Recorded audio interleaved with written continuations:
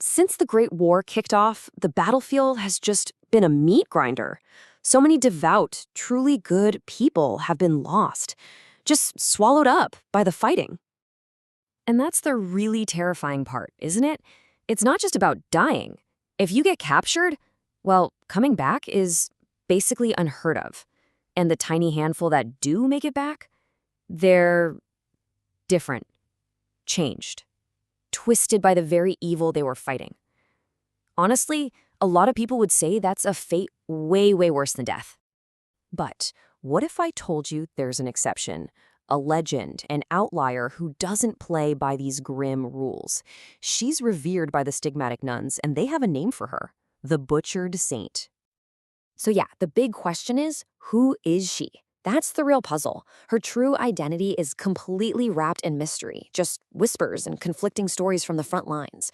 Is she a ghost, a miracle from on high, or something else entirely? When you start digging into the stories about her, you find they pretty much split into two different camps. Two main legends, each painting a very, very different picture of what she's all about. All right, let's break this down. On one hand, you've got the grace of God theory.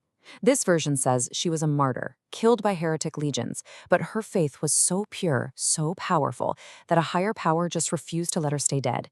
But then, there's the other side of the coin. A much darker story that says it wasn't divine intervention at all. It was her own white-hot desire for vengeance that literally dragged her back from the grave, all so she could punish those who hurt the faithful. So, look, whichever origin story you lean towards, the accounts of her actually showing up on the battlefield are, well, they're incredibly consistent. They all describe her as this angel of the battlefield. So, picture this, right? You're a soldier. You've been captured. It's over. You're facing a brutal, certain death, and all hope is gone.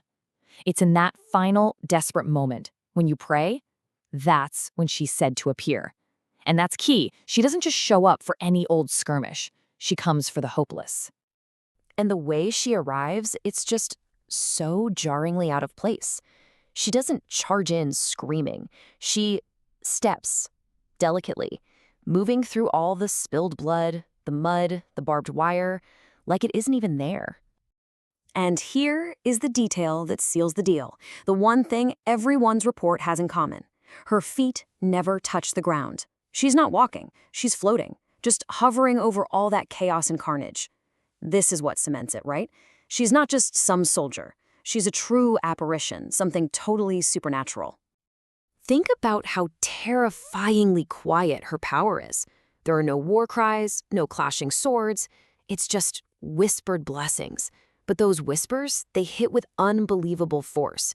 We're talking about melting enemy armor into molten slag and making their bullets explode right in their guns.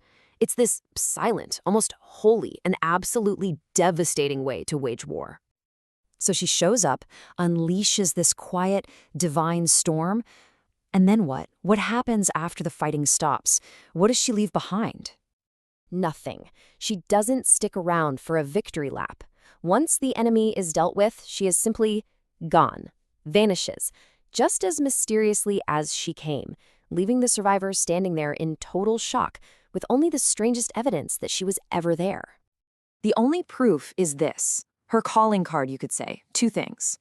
First, the air, which should smell like blood and death, instead has this lingering, holy scent of sandalwood.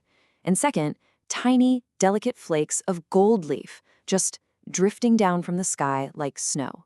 It's this completely dreamlike signature, the only physical proof that a miracle just happened. Which brings us right back to that same question, doesn't it? Who, or what, is the Butchered Saint? Is she a real miracle, proof that faith can literally become a weapon on the battlefield? Or is she something else, a kind of phantom, a ghost, created by the collective trauma and desperation of war, a spirit of vengeance given form? The real answer, well, it's probably lost somewhere out there in the battlefield smoke and whispered prayers.